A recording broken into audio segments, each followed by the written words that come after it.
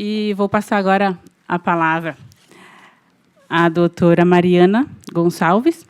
25 minutos, doutora. Lhe aviso quando faltar 5 minutos. Perfeito. Boa tarde a todos e a todas. É um prazer. Eu agradeço imensamente ao convite do seu Valdir, né, por estar aqui hoje, da Bogeres, a mesa composta, né, por mulheres tentando fazer a diferença. E agradeço a fala da Ivana, que introduz a minha. Vamos falar um pouquinho sobre essas masculinidades no plural, porque nós não podemos entender como uma única forma de ser homem neste mundo a violência como, né, uma afirmação da virilidade. Então, eu sou professora universitária na Universidade Federal de Ciências da Saúde de Porto Alegre. Lá eu tenho um grupo de pesquisa que se chama Famílias e Contextos, que trabalha no pós-graduação em Psicologia e Saúde. E nós estamos desenvolvendo e trabalhando e pesquisando desde 2019 um grupo psicoeducativo que iniciou presencial e na pandemia se transformou online, né, com os homens acusados de violência contra a mulher. Uma parceria, né, com o TJ, em especial com o Projeto Borboleta, da doutora Mageli, e nós já estamos aí há 7 anos desenvolvendo e escutando esses homens e entendendo um pouco esse universo. A minha trajetória inicial era com as mulheres, eu trabalhei no meu doutorado com as mulheres e com as crianças, trabalhei na minha caminhada profissional com as mulheres, e lá pelas tantas eu decidi, né, me encorajar a trabalhar com os homens, porque de fato eu realmente acredito que se a gente não trabalhar com a outra ponta, a gente não vai mudar o que a gente vive hoje. E os dados são absolutamente alarmantes no sentido da gente perceber que aumenta cada vez mais, né? Então, vamos lá. Eu gostaria de passar esse vídeo, mas eu não sei se aqui, só para a gente começar iniciando. Esse é um trailer desse documentário, tá? De uma ONG Papo de Homem, que eu recomendo fortemente. Existem 2 documentários que estão disponíveis no YouTube e eu vou passar só esse trailer para a gente pensar um pouquinho. Foi feita pesquisa no Brasil, com mais. Primeiro documentário foi 20 mil homens, o segundo documentário 40 mil. Então, nós temos uma amostra bem importante sobre a nossa realidade, que infelizmente não é muito diferente da realidade norte-americana, tá? Então, recomendo esses documentários para que possam assistir, assim como A Máscara que Você Vive, que é um documentário norte-americano, que é muito semelhante, infelizmente, com a nossa realidade.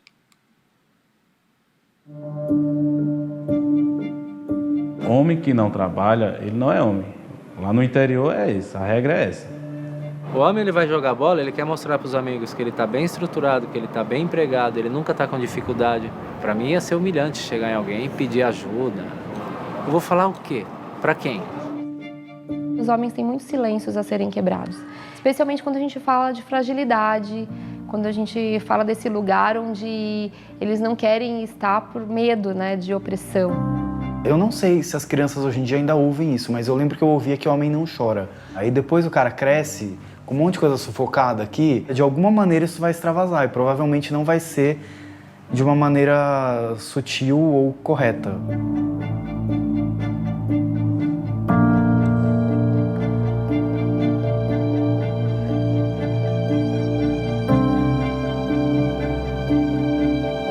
Mais do que o silêncio, a gente está numa condição de ensurdecimento. Definitivamente não estamos nos ouvindo.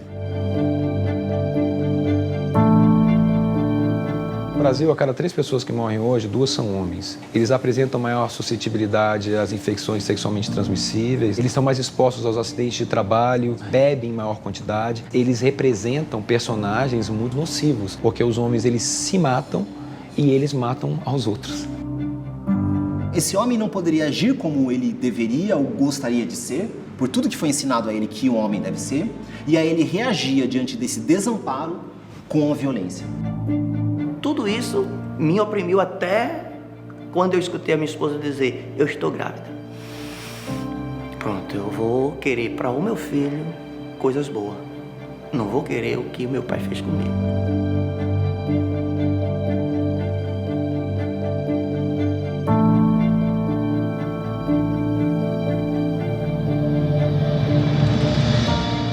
Então seriam caminhos de uma masculinidade possível, de uma masculinidade saudável, que é muito esse lugar de você poder expressar aquilo que você quer expressar, seja o que for, que venha da sua humanidade. Fazer o cuidado da vida, fazer o cuidado da relação, sem a preocupação de estar enquadrado no estereótipo. Quando eu entendi que eu não precisava provar para ninguém que eu era homem, isso foi libertador. Você viu que você não precisa desse pacote para você ser homem. Você se abriu, você conversou comigo, você foi super de boa, você deixou de ser homem por causa disso. Não deixou. Você continua homem, você continua homem, tá todo mundo sendo homem. Porém, você se sente melhor. Primeiramente, a gente se descobre. Aquilo que está oculto dentro de nós, que possa sair da escuridão. Pode usar tudo isso a favor de uma sociedade melhor. Tem nada a ver com que cor de roupa meu filho vai vestir. Tem a ver com a segurança dele, a autonomia dele ser quem ele quiser ser. Não é uma guerra. A gente precisa crescer junto como sociedade, como grupo mesmo. É um caminho que a gente tem que andar de mão dada. A gente vai ter que implicar todas as pessoas nesse processo. Porque se a gente fala de uma nova ótica, um novo olhar sobre questões estruturais que atravessam todos nós, somos todos nós que temos que ser implicados nessa discussão. Há essa possibilidade, é efetiva e os homens podem sim despertar para uma nova vida. Está mais do que na hora de a gente olhar para isso, de abrir realmente essa caixa.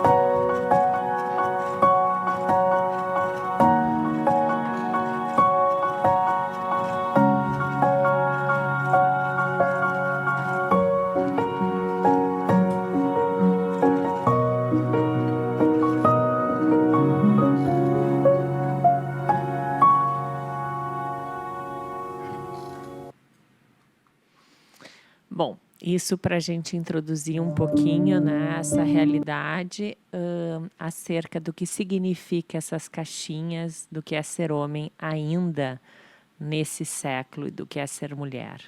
E a violência que a gente vive hoje é decorrência, sim, desses estereótipos que oprimem, né, matam mulheres e que desumanizam homens. O machismo não é uma estrutura que exclusivamente mata as mulheres. Ele oprime gravemente e adoece os homens e toda uma sociedade. Então, a gente perde condições humanas, e isso é muito importante. Só para contar um pouquinho, né, quem que faz acontecer, nós temos mestrandos, psicólogos, colegas trabalhando, né, promotores de direito, muitos auxiliares de pesquisa, nesse grupo que é composto por uma pluralidade de possibilidades, não são só pessoas da universidade, a gente tem bastante gente fora da universidade que participa, quem tiver interesse de participar, eu convido também. Então, falando um pouquinho, né, da conjugalidade, da violência por parceiro íntimo, eu vou pegar, né, da violência de gênero. A gente vai ter a violência doméstica, a gente vai ter a violência de gênero e o nosso recorte aqui é a violência por parceiro íntimo, ou seja, aquela que acontece entre pessoas que têm um relacionamento ou que já tiveram, ok? É muito importante a gente poder pensar que são vários aspectos, é que essa violência ela não é única e exclusivamente a fatores individuais das pessoas. Quando a gente tem notícias aí, né, de atrocidades, existe uma tendência na sociedade de colocar o processo no individual. As pessoas são doentes, é patologia, isso é muito perigoso. E a sociedade faz isso por uma própria proteção, está separado de mim. Ele é doente, eu sou saudável. não vivemos, né, com dados tão alarmantes, a gente não pode falar isso de forma alguma. A gente vive aspectos contextuais. Nós estamos vivendo uma sociedade muito adoecida, que tem a ver com esses estereótipos, que tem a ver com a revolução tecnológica que nós vivemos nos últimos, especialmente nesse século, que tem a ver com a pandemia, as enchentes no nosso estado, são coisas que acumularam e nós sabíamos que viriam ondas aí de adoecimento psíquico. Nós estamos vivendo elas e nós precisamos fazer alguma coisa com isso, porque infelizmente, o prognóstico, se nós, enquanto sociedade, não os tomarmos à frente, o prognóstico é bem reservado, é bem ruim. E não adianta intervenções única e exclusivamente punitivas. Elas não dão conta do fenômeno. Como a doutora falava antes, Ivana, as leis elas surgem e os dados seguem alarmantes. Então, a gente precisa, enquanto sociedade, fazer alguma coisa. E é muito bom que estejamos aqui discutindo esse assunto. Então, essa violência ela vai ter raízes nas questões de gênero, nas estruturas hierárquicas desiguais entre homens e mulheres, né? Uma primazia masculina sobre a feminina, sistemas sociais que naturalizam a dominação masculina e subordinam as mulheres em espaços domésticos, profissionais e relacionais, perpetuando assim esses ciclos de violência. E essa socialização de homens que tem tudo a ver com isso, né? Essa masculinidade hegemônica, também chamada de masculinidade tóxica, ela vai sendo construída socialmente em torno de normas de controle, força, supressão emocional, padrões que, quando não são questionados, eles produzem alimentam comportamentos violentos quase como intrínsecos aos homens, quase como postos como verdades absolutas no gene. E isso eu vou trazer alguns dados dos nossos homens, né? Então, compreender a violência como um produto das estruturas sociais desiguais, né, e não apenas como características individuais, é fundamental no desenho de intervenções que funcionem e que durem. Ok? Tem um mestrando meu que logo que ele começou o grupo, ele disse, assim como a doutora Ivana falou aqui, dentro dessa sala, nesta mesa, ele disse, os homens que a gente atende, eu imaginava que fossem assustadores. A gente imagina, vocês estão acostumados, mas se a gente pergunta, para estudantes de psicologia, para a sociedade em geral, você gostaria de trabalhar com homens agressores? Não, imaginando um serial killer. Não, é como esse mestrando disse, podia tranquilamente ser o tio do churrasco de domingo. Né? Então, podia tranquilamente estar aqui entre nós. Okay? Ou seja, é produzido nesta sociedade, está entre nós. Não é uma realidade lá fora desse percentual tão pequeno do serial killer. Não é esse. Porque esses dados nos revelam isso. É simples assim. Senão nós não teríamos esses dados tão alarmantes. Esses dados já foram falados pelas mulheres, colegas anteriores, 27% de mulheres no mundo, 36% de mulheres já sofreram algum tipo de violência no Brasil, mais grave, 8 vítimas por dia em termos nacionais, depois dados dos feminicídios no Rio Grande do Sul. E aí? Para intervir com os homens, o que é importante a gente ter em mente? A gente precisa de 3 grandes aspectos para quem trabalha ou está diretamente trabalhando com esses homens. A gente, óbvio, que precisa da proteção das vítimas, e isso muitas décadas nós já nos preocupamos enquanto sociedade, mas não adianta só elas, nós precisamos mudar o cenário dos homens. E para trabalhar com os homens, a gente precisa ajudá-los, que é uma tarefa bem árdua, tá? Muito difícil. A autorresponsabilização pelos seus atos. Parece uma questão óbvia, mas assim não é. Os homens que chegam nos nossos grupos, eles chegam numa posição de vítima, tá? De vítima, e não que eles não tenham sido vítimas nas suas histórias. É unânime, eles sofreram violência, né? Eles testemunharam violência entre os seus progenitores ou cuidadores primários. Eles muitas vezes foram as figuras que salvaram as suas mães de feminicídio, e eles fazem uma promessa a si mesmo que nunca mais vão cometer isso. E eles entendem, né, que os atos cometidos por eles foi em legítima defesa. Ainda, porque nós tínhamos uma legislação até pouco tempo atrás, né, em termos históricos é muito recente. Então, que justificaria os seus atos diante, né, do não, né, ou de alguma desregulação da mulher que, diante de tantas violências, é natural que tenha, porque é enlouquecedor, como, por exemplo, um gaslighting, que deixa, né, a mulher sem saída e faz com que ela, em algum momento, se desregule porque o contexto é tão tóxico, a violência emocional contínua, e isso justificaria o uso da força, né? Então, a gente precisa ajudar os homens a tomarem consciência dos seus próprios atos e que os seus atos geram consequências e que nós não temos direito de tocar no corpo do outro. Isso a gente ensina as crianças da pré-escola e nós retomamos aqui. Tá? Transformação social, né? A gente precisa entender os desafios e concepções de gênero, né? De masculinidades. Os grupos contribuem para uma cultura de relacionamento, né, mais igualitária e saudável. Quanto mais a sociedade trabalhar gênero e equidade de gênero nas escolas, nas famílias, a gente está contribuindo muito para que esses dados diminuam a longo prazo.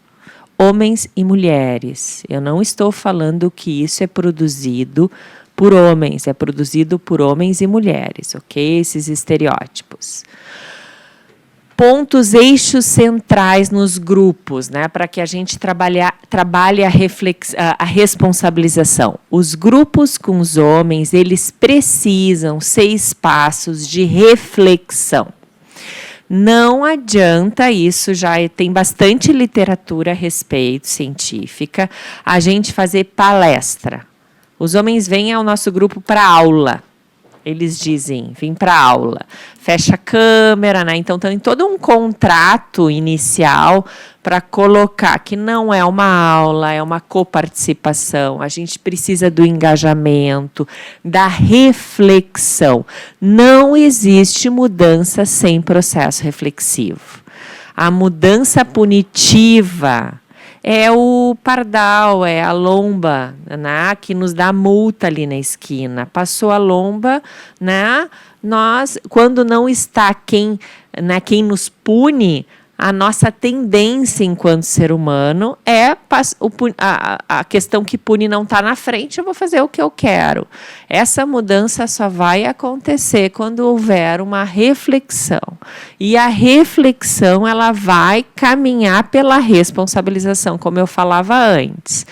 Eles têm que assumir a autoria dos seus comportamentos violentos. Isso não significa que eu não possa considerar e validar as violências sofridas por esses homens. Porque, sim, ninguém agride do nada. Foi o repertório aprendido, são histórias terríveis que a gente escuta. Vocês sabem muito bem, um homem no inverno que subiu numa árvore e ficou 24 horas, um dos relatos, eu tenho muitos relatos, né, em cima de uma árvore, porque ele sabia se ele descesse, porque ele não tinha tido uma nota boa na escola, se ele descesse da árvore, ele apanharia do pai. Ele ficou 24 horas em cima da árvore no inverno, e ainda assim, quando ele desceu, porque ele não aguentou mais, ele apanhou.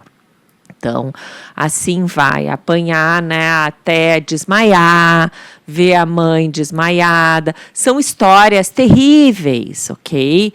Né? Que se a gente entra na transgeracionalidade, a gente entende por que esse ser humano usa hoje uma estratégia para lidar com adversidades tão brutal, tão primitiva.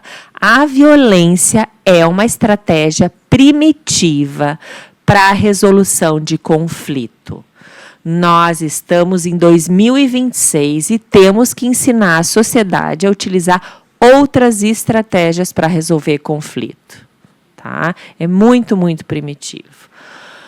E a gente tem que trabalhar novas concepções de masculinidade, no plural.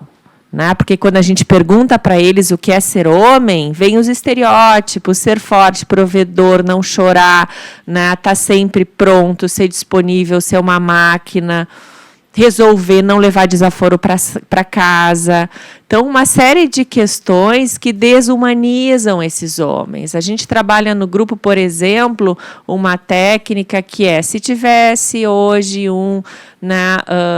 alguém de outro planeta, né, um ET que chegasse aqui e perguntasse quais são as diferenças entre homens e mulheres, sem falar do corpo físico. E a gente anota todas as características, né, homens e mulheres. Depois a gente tira a lista do meio que separa homens e mulheres e diz: todas essas características são humanas, não é de homens ou mulheres, são condições humanas.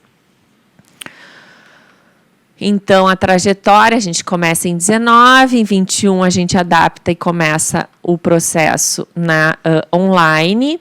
E aqui nós temos 9 encontros que são realizados online, de 1h30 a 2 horas, uma média de 1h45. O grupo não pode ser tão grande que perca a capacidade reflexiva, nem tão pequena que também perca a capacidade reflexiva de grupo. Uma média de 8 a 12 é o número ideal, tá? Então, já escutei muitas iniciativas iniciais, agora a gente tem mudado 40 homens numa sala para ouvir aula. Isso vai ser muito pouco produtivo. É importante um círculo, que essas pessoas se enxerguem, que eles possam se colocar. Nós temos que estar preparados para o que eles vão trazer. São coisas pesadas, são coisas fortes, né? E a gente tem que estar preparado ali para ouvir. Enfim. O grupo de pesquisa já realizou 16 edições do protocolo. Nós já entrevistamos 145 homens, dos quais 91 conseguiram concluir o grupo. É normal ter uma perda amostral, né, nesse caminho, isso faz parte, e muitas produções científicas desde então, né? Interessante, eu vou trazer só alguns resultados rapidinho, né? O que a gente tem desses resultados desses homens? A maioria deles não tem um repertório para a resolução de conflitos. Então, o que eles fazem? A primeira estratégia que eles utilizam é a evitação. O que você faz para resolver um conflito? Eu saio, eu evito, eu me silencio. E qualquer pessoa, qualquer ser humano que não se manifesta nunca, uma hora o copo vaza, e eles oscilam entre a evitação e a agressão. A gente tem que ajudar, né, nesse caminho aqui, que existem várias possibilidades de resolver conflito, que não oscilem entre se sentir silenciado, né, e usar a força bruta primitiva. Tá? Outra questão, ainda a idealização amorosa. A mulher romântica, a mulher que cuida, que vai cuidar desse homem, o homem provedor. Eu costumo dizer, esse ideal romântico é tão falido que Romeu e Julieta se mataram, né? Então, assim, vamos tirar da nossa cabeça. É péssimo, leva as pessoas ao feminicídio, à morte de Romeu e Julieta. Nos venderam, né, uma grande falácia. É péssimo, não é a vida real e não tem a beleza da vida real também. Tá? Que é poder lidar com diferenças, tolerar o outro, flexibilizar coisas, crescer juntos. Né? Um casal saudável não é um casal que não tem conflito. Um casal saudável é um casal que consegue, né, manejar e administrar conflitos. Ok? Outra questão, os discursos dos homens, né, sobre a questão das masculinidades. O que é ser homem e por que eu sou homem? Discursos biologizantes, está no DNA. né, que eu falava antes. Discursos históricos e religiosos. Está escrito na Bíblia, sempre foi assim. A incapacidade de pensar que isso foi produzido por uma sociedade. Se foi produzido por uma sociedade, a gente pode repensar. E não está inscrito no DNA. Ah, não, mas a testosterona... Não é a testosterona. Existe, nós evoluímos e o nosso cérebro acompanhou a nossa evolução. A capacidade reflexiva, abstrata do homem é tão grande quanto a da mulher, né? Os discursos éticos, os valores morais e princípios que orientam o compromisso masculino hegemônico para a sociedade se manter em ordem. Né? Imagina, isso é uma distorção muito grande, porque a sociedade hegemônica, ela é uma sociedade que produz muitas guerras, né? Uma sociedade masculina hegemônica é a sociedade que produz guerras.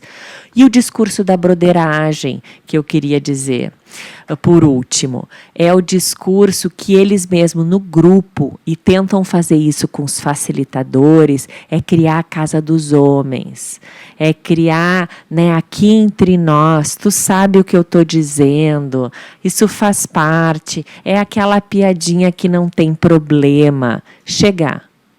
Homens e mulheres, nós não podemos mais tolerar essa broderagem. E os homens tentam fazer isso com as mulheres facilitadoras, masculinizando elas. É tão interessante, um deles chamou, né, uma facilitadora que se chamava Paola, intencionalmente, o Paulo, né? Tu tá entendendo o que eu estou dizendo? Eles chegam a masculinizar os facilitadores para tentar criar essa casa dos homens para manter essa lealdade aqui entre nós. Isso é permitido. Aí vai o grupo do WhatsApp, as piadas, né, entre os homens. Nós temos que combater, e os homens têm um papel fundamental nisso, porque vocês estão muito mais dentro da casa dos homens do que nós. Entre outros, várias pesquisas e dados interessantes, né? O que é ser mulher, o que é ser homem, que eu já estou no meu tempo. Por fim, eu gostaria de dizer que o exercício da paternidade, né? A OMS, as Nações Unidas, têm levantado muito a bandeira da inclusão dos homens na paternidade como uma forma de erradicação da violência, porque a gente sabe que o vínculo com um filho verdadeiro e genuíno, ele é capaz de despertar a nossa parte mais humana. Né? Então, que a gente possa trabalhar desde a prevenção lá no nascimento dos filhos e inclusão desses homens no envolvimento, porque não é às mulheres que cabe a dupla, para que a gente chegue nesse final aí com uma menor, ou com uma erradicação da violência. Entre outras coisas. Tem muitos dados de pesquisa, né? Quem tiver interesse, segue a nossa página, mais dados. Nossa página no Instagram, podem, né, pedir lá os artigos, os materiais. Eu acho que eu vou disponibilizar um Linktree. Eu estava pensando, né, nós temos 2 integrantes aqui hoje, a Marina e a Brenda, né, obrigada por estarem aqui, gurias, que a gente pudesse colocar os artigos que estão disponíveis online, os livros, lá num Linktree, para que as pessoas possam acessar e ler e a gente possa trocar. Eu estou disponível a isso e eu gostaria muito de agradecer essa oportunidade da gente poder, juntos, quem sabe, começar a plantar essa semente. É isso aí. Obrigada, gente.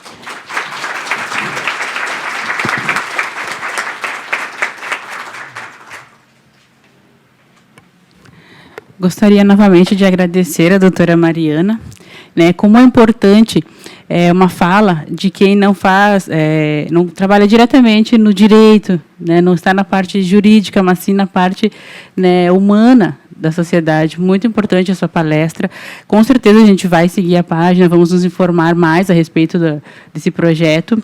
E parabéns, né, pela iniciativa. Agora, gostaria de agradecê-la e passar a palavra ao nosso presidente Valdir para que ele encaminhe as perguntas à plateia. Obrigada. Perfeito, pessoal. Então, depois de ouvir as nossas palestrantes, com essas brilhantes explanações, nós queremos abrir, então, para intervenções, perguntas, para uma, para todas, enfim. 2 minutos para fazer a pergunta, para não sermos bem objetivo, por conta do tempo também. Estão todos convidados para daqui a pouco, nós vamos servir um coffee break aqui no final do auditório, estão todos convidados. Vamos abrir um bloco de 5 questionamentos e aí depois, se precisar, a gente retoma. Nomes, o Jairo, o Bolívar, quem mais? A Cláudia, quem mais? Helena, mais um? Lilo? E o Lilo. Tá. Então, como a gente está... Eu vou pegar as próximas, assim. Como a gente está gravando para depois usarmos nas nossas mídias essas palestras, os cortes, enfim, para a gente conscientizar esses homens e, né, avançarmos culturalmente nessas questões, eu peço que façam uns questionamentos aqui do púlpito, pode ser? Primeiro, então, Jairo. 2 minutos, Jairo. Boa tarde. Parabéns, Valdir, pela mobilização toda aqui, representando a Bogeres, obviamente, né? Palestras maravilhosas, foi muito importante tudo que vocês disseram, mas voltando bem para a parte prática, aqui, assim, trabalhei um tempo substituindo no plantão extraforense e a gente recebe um volume muito grande de trabalho. E eu percebi uma dificuldade que tem ali na anotação dos telefones das vítimas ou dos réus. Tem uma parte do boletim de ocorrência que fala em telefone profissional. Ele falta sempre um número. E o pior, ele falta o último número. Se faltasse o primeiro, a gente ia deduzir que seria o 9, né? Então, assim, bem na prática, tem como mudar isso, como alterar isso com a Polícia Civil, porque é dali que vem a melhor informação para nós. Porque quando o mandado chega no plantão, a primeira coisa que a gente faz, seja de madrugada, seja o horário que for, é tentar contato com a vítima, para ver qual que é a situação dela, como que ela está, se ela está segura ou não, se for um afastamento, se tem como esperar até o dia seguinte, porque às vezes vem 30, 40 mandados numa noite, né? Então, assim, a possibilidade de entrar em contato o mais rápido possível é o que faz a justiça chegar a tempo, né, Valdir? É o WhatsApp dela que não vem correto? Isso, naquela parte de baixo onde fala em telefone profissional. Eu acho que ele foi feito para um número fixo, né? Então, são menos dígitos ali, então sempre falta o último número. Às vezes a gente dá uma de detetive e consegue descobrir, mas nem sempre tem. Então, assim, o que eu gostaria de perguntar é sobre a possibilidade de alterar isso e como que funciona lá no registro, no momento do boletim de ocorrência. Por que vem tanto telefone errado ou telefone antigo, 4, 5, 10 números de telefone às vezes tem ali? E se tem a possibilidade de atualizar isso no momento do registro da ocorrência. Sim, bem pertinente a sua colocação. E delegada, nós vamos fazer o bloco de 5. Essa a pergunta é para a senhora, essa do Jair.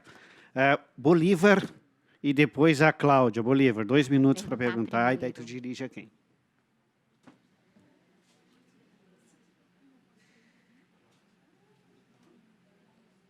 Boa tarde. Na verdade, a minha pergunta é dirigida a todas as palestrantes.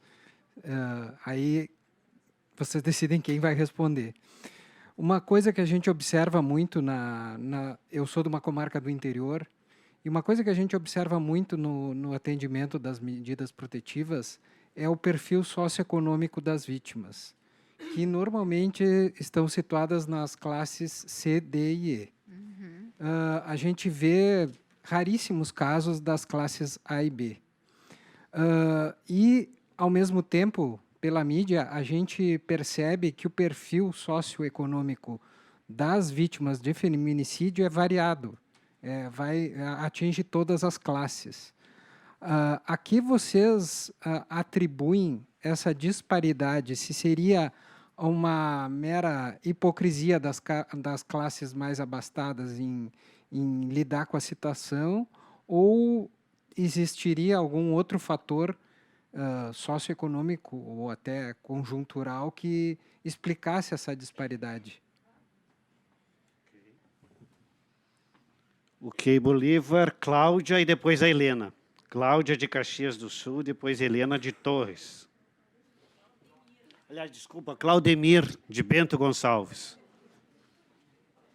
É que eles trocaram, daí eles me confundiram. Boa tarde às palestrantes. Também quero ressaltar o ótimo debate. É importante a gente ouvir, a gente sentado lá, a gente pode perceber na fala de cada uma, o mundo de cada uma, né? O mundo jurídico, o mundo, né, mais educacional, a parte prática da delegada. Excelente isso aí, a gente visualiza bem ao ver a fala de cada uma. Mas a minha pergunta é o seguinte, ó. Eu lembro, eu sou oficial de justiça há 25 anos, o primeiro mandado que eu fui cumprir da Lei Maria da Penha foi de um Gaudério. Ele estava sentado, quando eu cheguei em casa, ele nem esperava que eu ia fazer a Maria da Penha. Aí cheguei lá com a brigada, ele estava tomando um chimarrão, e disse, olha, cidadão, a gente está aqui com a Lei Maria da Penha, determinou o seu afastamento de casa, então, a partir desse momento, o senhor vai ter que sair de casa. E aí ele me perguntou, mas o que eu fiz? E a mulher com o olho roxo. Dizia, o senhor agrediu a sua esposa e agora tem uma lei que determina o afastamento de casa. E aí ele me olhou e disse assim, eu e a brigada ali, ele olhou e disse assim, mas então a partir de agora a gente não pode nem mais bater na mulher da gente? Eu digo, na verdade nunca pôde, mas agora tem lei que criminaliza isso. Bom, por que eu conto essa história? Porque aí entra, na minha opinião, a questão cultural, que é enraizada. Sim. Né? E essa é a minha pergunta, entendeu? Aquele lá já era um cidadão de quase 50 e poucos anos, eu sei que ele não ia mudar. A minha pergunta é, agora, os jovens, porque eu achei que quando eu estava cumprindo aquele mandado, a partir dali a gente ia viver uma nova realidade, que aquela lei ia reprimir esse tipo de pensamento, né? E hoje eu estou vendo aí os números e estou me apavorando. Ou seja, a lei não serviu? O remédio está errado? Então, esse é o meu questionamento. O que vocês acham que nós podemos fazer daqui para melhorar a situação? Obrigado. Ok, agora a Helena de Torres e depois o Lilo. O Lilo, eu não sei se é de Guaíba ou de Porto Alegre, das duas, né, Helena?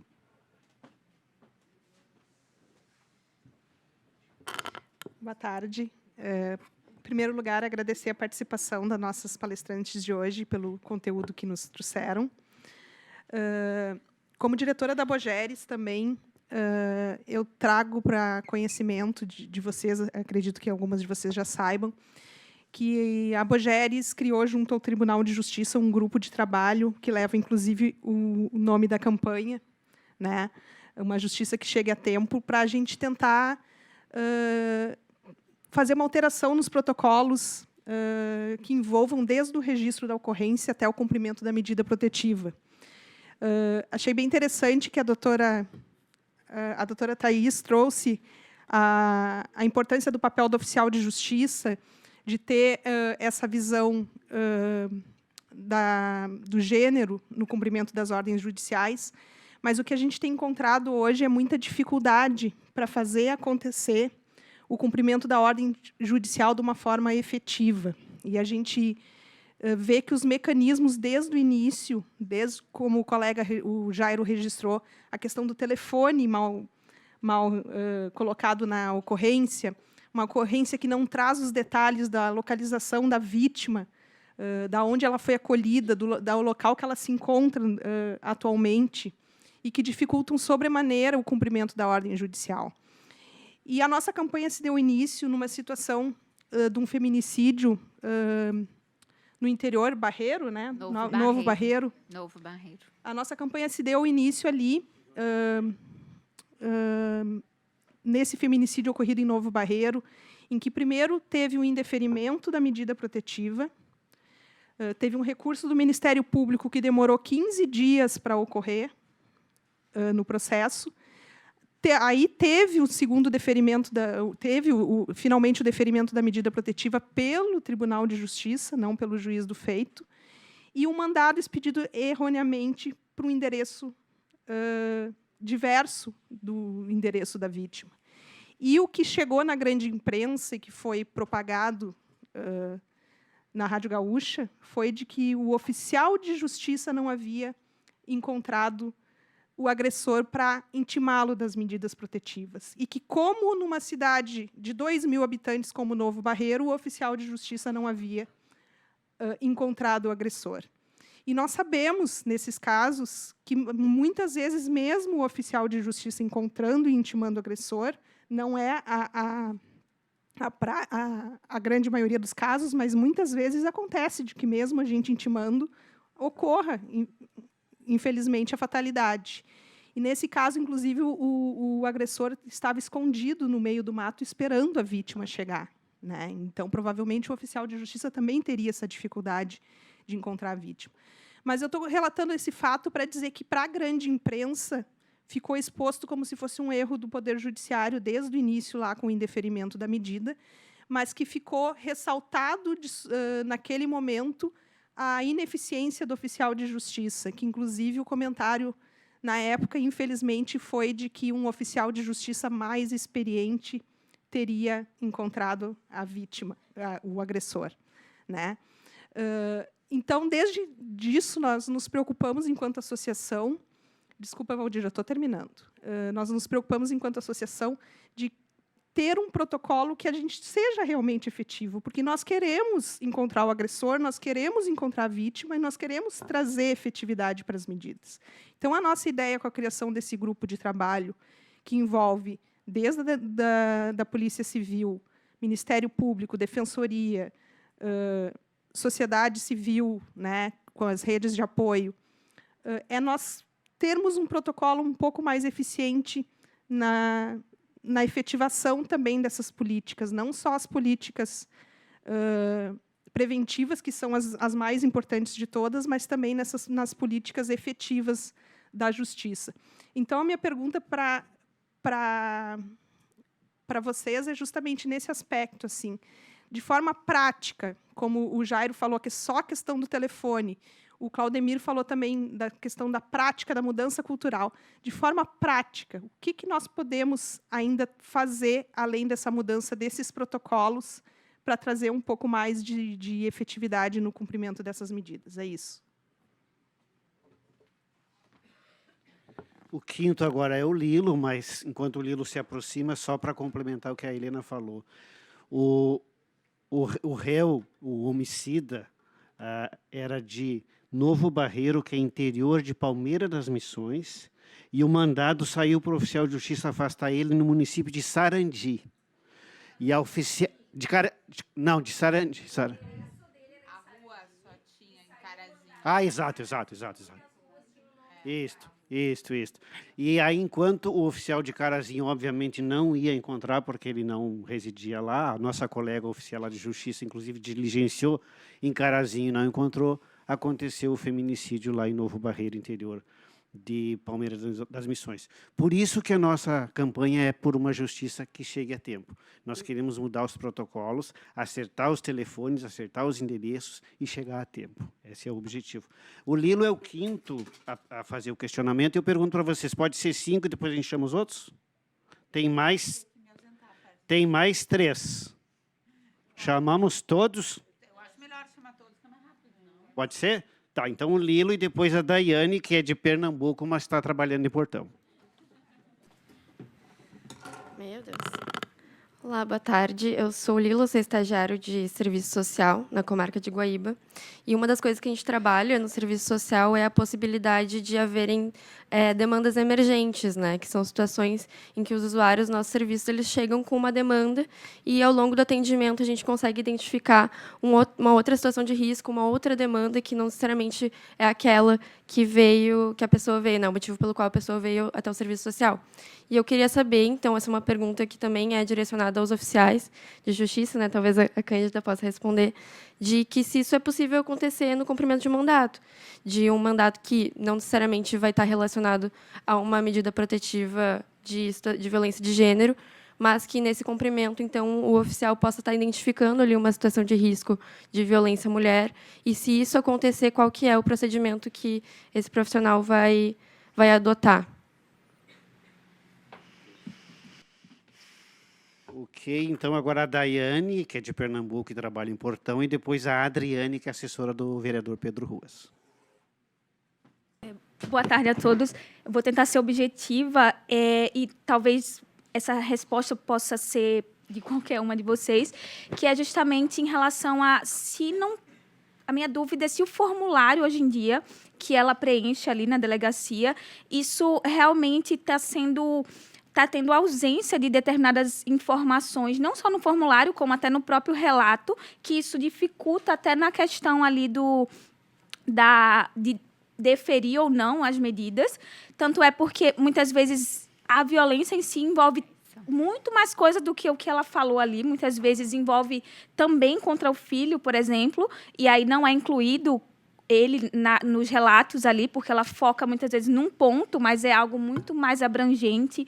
Tem questões patrimoniais que, na verdade, raramente a gente vê isso sendo deferido nas medidas, porque as medidas que mais são deferidas é tipo afastamento, distanciamento, mas tem várias outras questões que, em tese, na prática, não se pergunta, ela não fala e não é deferido. Então, se teria alguma maneira de, enfim, o formulário ser algo mais efetivo de informações nesse sentido.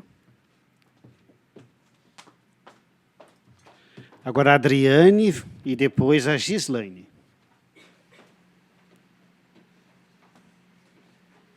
Boa tarde, eu sou advogada e, nesse momento, sou assessora do vereador Pedro Ruas. Eu queria dar os parabéns para a Bogeres e para as palestrantes, porque eu aprendi muito aqui com todas elas. E queria perguntar se existe alguma coisa que a gente possa fazer no âmbito municipal, porque não só o vereador é preocupado com esse tema, como a gente tem um gabinete majoritariamente de mulheres, né, e a gente tem muito interesse nessa pauta. Então, se existe alguma questão que a gente possa implementar no âmbito da legislação municipal, ou algum programa que a gente possa sugerir, né, nesse âmbito. Seria isso. Muito obrigada. A Gislaine agora, depois a Adriana de Caxias.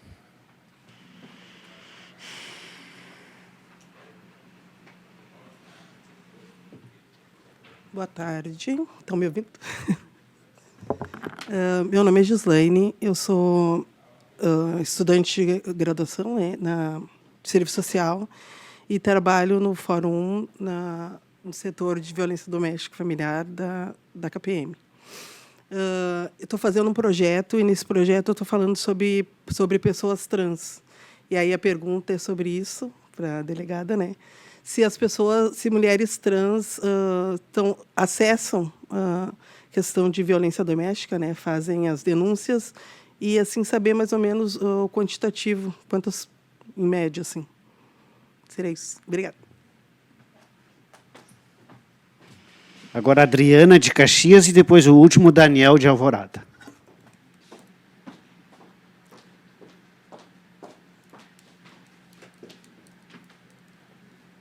Colega mais alta. Boa tarde. Eu sou oficial de justiça na comarca de Caxias do Sul e fico muito grata pela Bogeres pela essa organização desse curso, e me encantei com as temáticas, com os temas do curso assim que eles foram divulgados.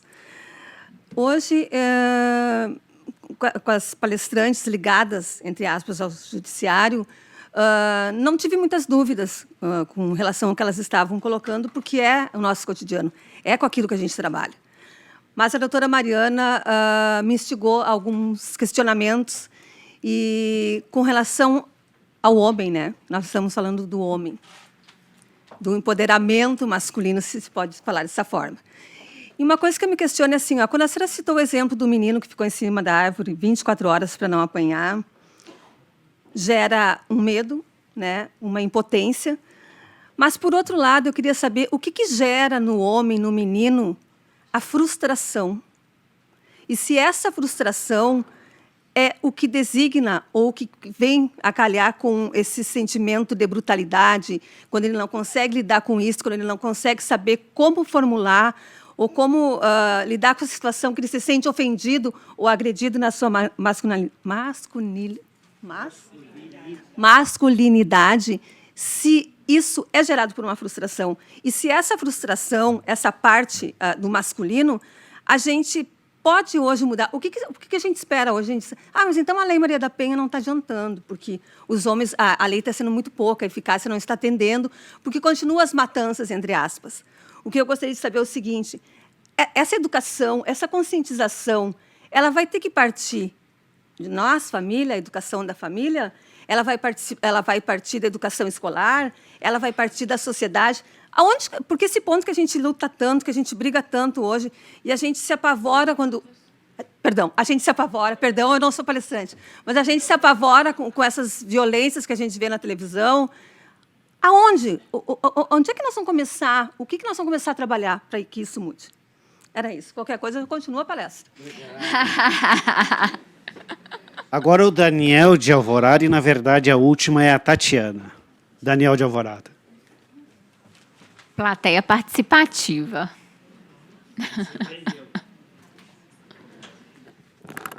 Boa tarde. A minha pergunta vai para a doutora Mariana. Eu queria saber, na opinião da senhora, pelo que eu vi, o fator cultural ele é muito determinante, né, a questão do machismo, como influência desse número de feminicídios, de violência doméstica que a gente presencia. Só que dentro desse grupo de homens, existem aqueles que não praticam, né? Existem aqueles que praticam e aqueles que chegam a praticar o feminicídio. Eu queria saber, só que todos esses três grandes grupos, eles estão inseridos dentro da mesma cultura, né? Eu queria saber, na opinião da senhora, o que é que faz com que um grupo não cometa, o outro cometa e o outro venha a cometer o feminicídio.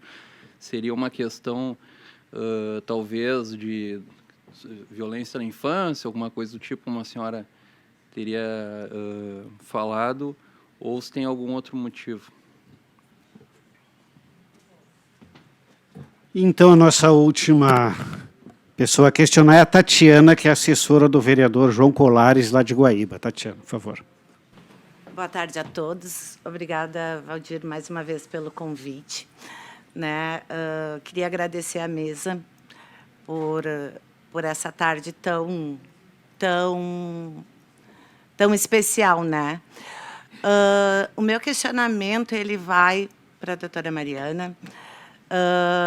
Eu trago um caso de Guaíba, em 2023, um feminicídio que tivemos na cidade, em que o autor foi um policial militar.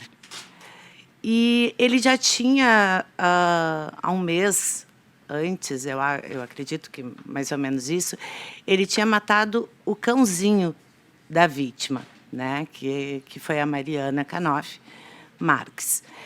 E ela tinha medida protetiva, né, e até onde eu sei, ela tinha retirado a medida.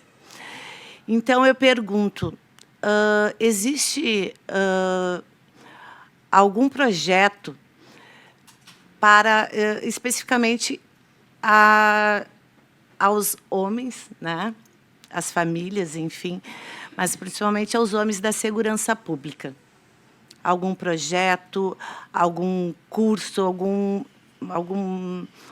acolhimento que seja, né, voltado a esses homens da segurança pública, policiais militares, né, polícia civil, enfim, polícia penal. Porque nos últimos tempos a gente tem visto bastante crimes cometidos por policiais. Então é isso. Obrigada. Obrigado, Tatiana. Então, encerramos as inscrições. Eu passo para a Cândida organizar aí a ordem das respostas. Eu não tenho todas, né, Cândida? Eu selecionei um pouco mais as perguntas direcionadas a mim ou as que eu achei que eu poderia trazer alguma elucidação.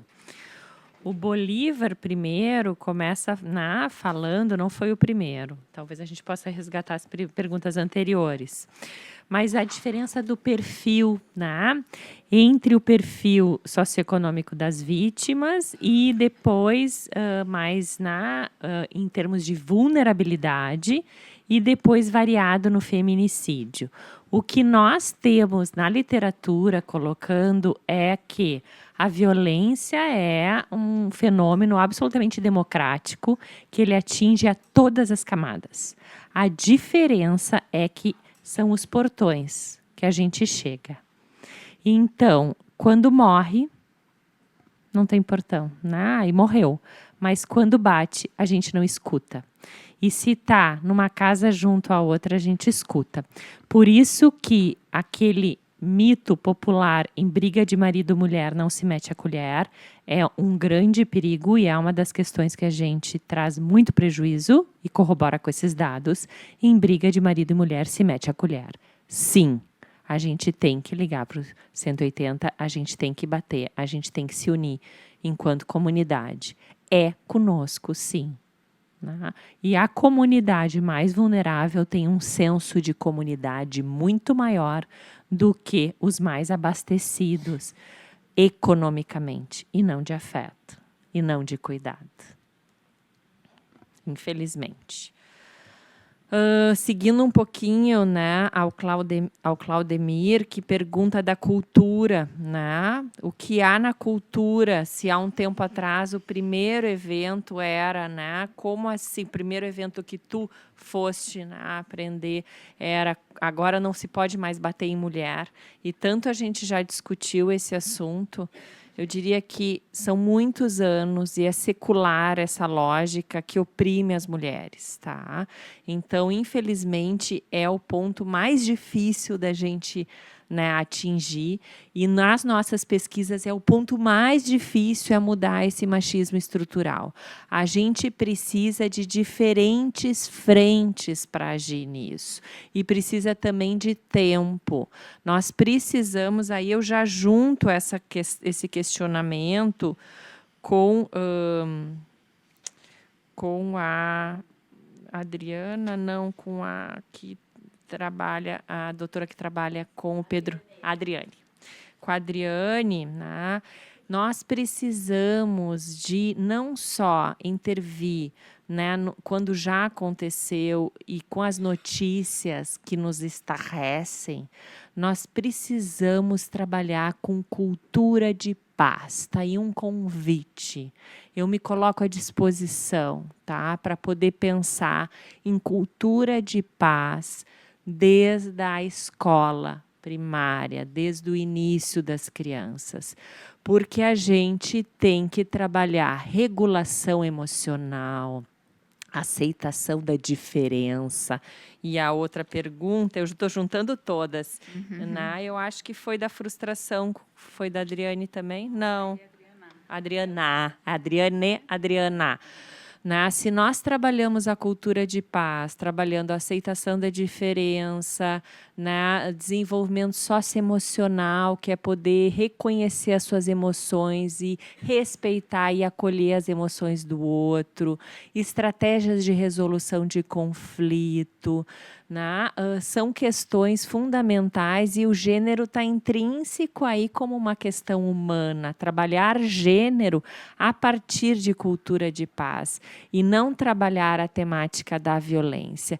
Uma questão que me preocupa muito e que, ao mesmo tempo, eu vou falar que é um pouco delicado, porque eu acho que a gente tem, sim, que fazer propagandas e tem que mediatizar todos esses dados estarrecedores, mas eu me preocupo muito fortemente enquanto nós não trabalhamos cultura de paz, nós só mostrarmos os dados alarmantes. Existe um efeito na psicologia, né, social que se chama efeito contágio, que é assim, eu tinha vontade, ele fez, por que não eu? E se isso está na televisão, né, o tempo todo, encoraja aqueles que, em alguma medida, têm uma propensão, o que diferencia, então, entre aqueles homens que não cometem, aqueles que cometem, aqueles possíveis de cometer. Um dos efeitos sociais é o efeito contágio, e não é só da mídia, é dos seus grupos que se alimentam, né, desses grupos de machosfera, as redes sociais, ao mesmo tempo que nós temos uma grande evolução da busca por, né, igualdade de gênero e os feminismos, né, como feminismo para todos, que não é um feminismo só para as mulheres, a gente tem um movimento contrário. E não é só nas redes sociais, é na política, né? É em algumas iniciativas absolutamente conservadoras, segurando aquele universo conhecido. Porque, no fundo, as pessoas têm medo, né, daquilo que é novo e muitas vezes têm medo daquilo que as liberta. Então, fica uma sociedade aprisionada nisso. E eu não estou dizendo pessoas individualmente, eu estou dizendo enquanto massa. Esses são movimentos de massa, não dá para individualizar. Juntando com as questões individuais, história de violência na infância multiplica 3 vezes o risco de violência na adulta, mas não é determinista, porque quanta gente sofreu violência na infância e não faz violência na vida adulta, assim como alguém que não sofreu o faz. Então, não dá para a gente entender esses dados como causa e efeito, eles são complexos, mas história e comunidade de violência, falta de as violências que nós sofremos no Brasil, da falta, né, de saneamento básico, de acesso à educação, acesso à saúde, são fatores que, sim, né, favorecem desde o crime do colarinho branco em Brasília, né, que não precisa ser só em Brasília, o feminicídio no apartamento na Bela Vista, na cobertura de sei lá quantos milhões, ao crime organizado na comunidade. Então, a gente não está falando especificamente de uma parte da sociedade, a gente está falando de toda uma sociedade muito adoecida, e por isso que eu convido a gente que comece a trabalhar um pouco mais cultura de paz. Países que se desenvolveram e conseguiram erradicar índices muito altos de violência, não foi trabalhando violência, foi trabalhando cultura de paz. Não sei se eu respondi algumas, né? Fui juntando. Isso. Sim, respondeu sim, doutora. Respondeu ao Daniel. A Tatiana fez uma pergunta direcionada a mim, se existem grupos específicos, né? Aí seria interessante olhar diretamente aos setores onde há, né, os departamentos onde há psicologia. Por exemplo, a Polícia Civil aqui em Porto Alegre, né, existe uma equipe de psicólogos que fazem acompanhamento aos psicólogos. Então, eu sugiro, não me lembro onde é que a Tatiana está. Está lá atrás. Que tu possas olhar diretamente com a equipe de psicólogos, e, em geral tem, tá? Eu acredito que não se divulgue tanto, porque talvez não tenha pessoal suficiente, mas eu acho muito importante que possa se encaminhar. Em geral tem, tá?